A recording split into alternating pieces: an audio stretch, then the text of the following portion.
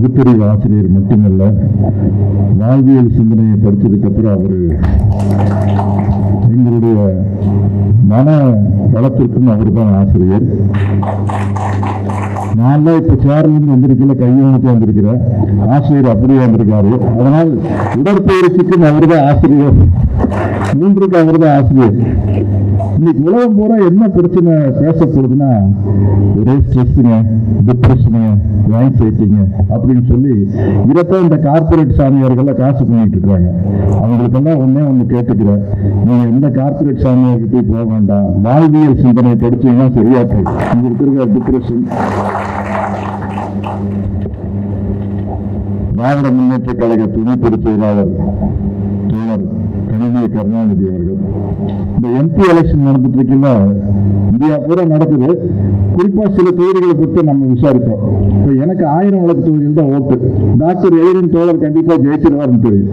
But எனக்கு curiosity எல்லாம் கோயம்புத்தூர் என்னாச்சு,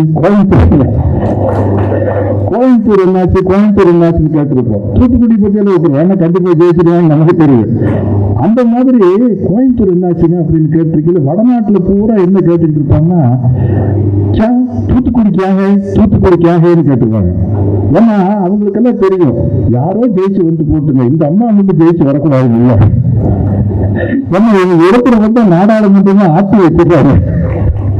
நீங்க அவங்க ஃபுல் லீடிங்ல போயிட்டு இருக்காங்க. எல்லாருக்கும் டெபாசிட் பேர் போயிருக்கு. क्या बोलता है, झूठ बोलता है, नहीं सच बोलता है. சச்சி உண்மை கொஞ்சம் கொஞ்சம் ஹிந்தி படத்துல நடிக்கிற காலத்து தெரிஞ்சு வச்சிருக்கீங்க. ஏன்னா அந்த காலத்துல ராஜேஷ் நான் நடிச்ச படம் ஸ்டூடெண்ட்ஸ்ல சச்சா ஜூட்டா அப்படின்ட்டு, அது சச்சானா உண்மை, ஜூட்டானா பொய். அதை வச்சு அந்த 2 வார்த்தையை மட்டும் தெரியும். ஏன்னா அது மக்கள் தலைவர் எம்ஜிஆர் நடிச்ச நினைத்ததை முடிப்பதனுடைய ஒரிஜினல் வருஷம். எம்ஜிஆர் இருக்கிறதுனால அதை தெரிஞ்சு வச்சுக்கணும். அதனால அவங்களுக்கு அவங்க கடிமொழி அவர்கள் ஜெயிக்கிறது ஜூட்டா பொய்யா இருக்கக்கூடாதா அப்படின்னு துடிக்கிறான். அங்க இருக்கிற நகி சச்சு போட்டாங்கன்னு சொல்லி காலி பண்ணிட்டாங்க. அப்படிப்பட்ட ஒரு அருமையான நிகழ்ச்சி, ஒரு நம்மளுடைய பெருமைக்குரிய நாடாளுமன்ற உறுப்பினர் அப்படின்னு சொல்லலாம். விரும்பு பெண்கள் சொல்லிட்டாங்க, அதுக்கு முழு தகுதியானவர்கள். இது என்ன, இந்த ஓடிடி பிளாட்ஃபார்ம்ங்கிறது ரொம்ப முக்கியமான விஷயம் இந்த காலகட்டத்தில். சினிமால இந்த சென்சார் போர்டுங்கிறது நமது முத்தமிழ் அறிஞர் தலைவர் கலைஞர் காலத்திலிருந்து பெரிய பிரச்சனையா இருக்கு. பராசக்தியில் ஆரம்பிச்சு எங்க நம்ம டைரக்டர் ப்ரொடியூசர் வந்திருக்காங்க சொல்லாமான்னு தெரியல, தோழர் சேகுவரான ஒரு படம் நடிச்சிருக்க, அது வரைக்கும் பெரிய பிரச்சனை. பராசக்தியில் வெட்டப்பட்ட வசனங்கள் அளவில்லாத வசனங்கள். அதே மாதிரி அவர் எம்ஜிஆர் சார் படத்துல, மக்கள் தலைவர் எம்ஜிஆர் படத்துல அந்தேவால பாத்தீங்கன்னா, உதய சூரியனின் பார்வையிலே உலகம் வெடித்துக் கொண்ட வேலையிலே அப்படின்ட்டு வரி இருக்கும். ஆனா அதுல சென்சார்ல அந்த உதய சூரியன்கிற வார்த்தையை சொல்லக்கூடாதுன்னு சொல்லி புதிய சூரியனின் பார்வையிலேன்னு வரும். அதே மாதிரி பற்றால்தான் பிள்ளையார் படத்துல மேடையில் முழங்கு அறிஞர் அண்ணா போல் அப்படின்ட்டு வரும். அதை சென்சார்ல கட் பண்ணி மேடையில் முழங்கு திருவிக்கா போல்னு வரும். இதுலயே திமுக நல்லா வளர்ந்துச்சு. ஏன்னா லிப்ட் கரெக்டா தெரியும், அறிஞர் அண்ணா போல் பாடுவாரு, திருவிக்கா போல் மாத்தினா தெரியாதா. இந்த கோபத்திலேயே திமுக வந்தது. ரெக்கார்டு இந்த கிராண்ட் ஃபுல் ரெக்கார்டு ஒரு 78 RPயா விவரமான ஆளா இருந்தா அப்படியே சென்சார் பண்ணிக்கணும். பாட்டுல அப்படியே விட்டுருவாங்க. சினிமால மட்டும் கட் பண்ணா இன்னும் கோபம் அதிகமா தானே வரும். அப்ப உதயசூரியனுக்கு 10 ஓட்டு குத்துருவோம், 100 ஓட்டு குத்துருவோம் டக்கு டக்கு. ஏன்னா இதெல்லாம் என்னுடைய மாணவ பருவத்தில் நடந்தது. எங்களுக்கெல்லாம் அந்த கோபம் வந்தது. பாரியாது ரெக்கார்டு கேட்கிற உதயசூரியன் வார்த்தை வருது, தியேட்டர்ல போய் கோயம்புத்தூர் ராயல் தியேட்டர்ல பார்த்தா புதிய சூரியன் வருது, என்ன அயோத்தி தனம் பண்றாங்க பாருங்க அப்படின்ட்டு. இன்னைக்கு ஓடிடி பிளாட்ஃபார்ம் ஒரு ரெகுலேஷன் தான் இருக்குது.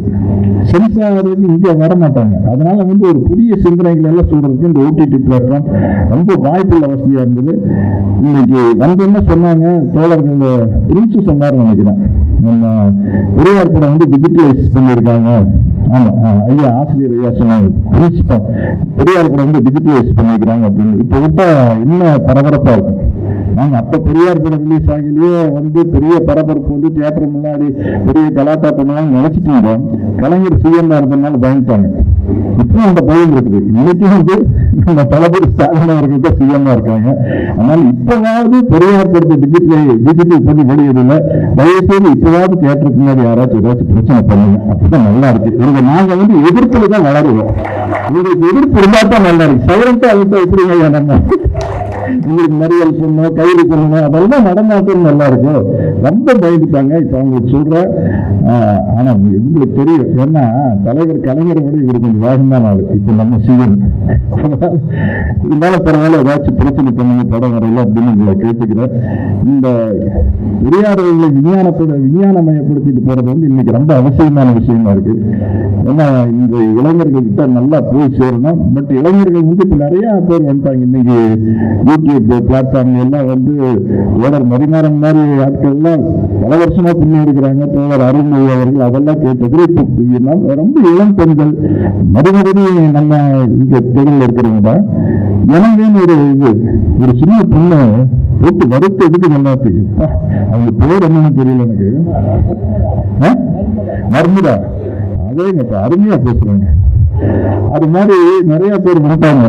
இன்னைக்கு நம்ம இயக்குனர் ஞானவேசார் சார் கிட்ட வந்து அவருக்கு மறுபடியும் ஒரு முறை நான் என்னுடைய நன்றியை தெரிவிச்சுக்கிறேன். பெரியாரா நடிக்கிறதுக்கு வாய்ப்பு கொடுத்திருக்கு.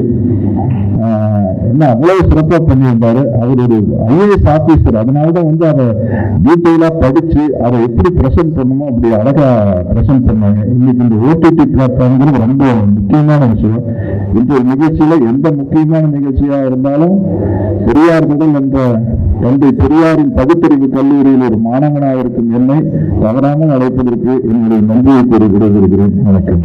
பாதகம் செய்பவரை கண்டால் நாம் பயங்கொள்ளலாகாது பாப்பா, மோதி மிதித்து விடு பாப்பா, அவர் முகத்தில் உமிழ்ந்து விடு பாப்பா. அண்மை செய்திகளை உடனுக்குடன் தெரிந்து கொள்ள இணைந்திருங்கள் இயம்நாடு தொலைக்காட்சியுடன்.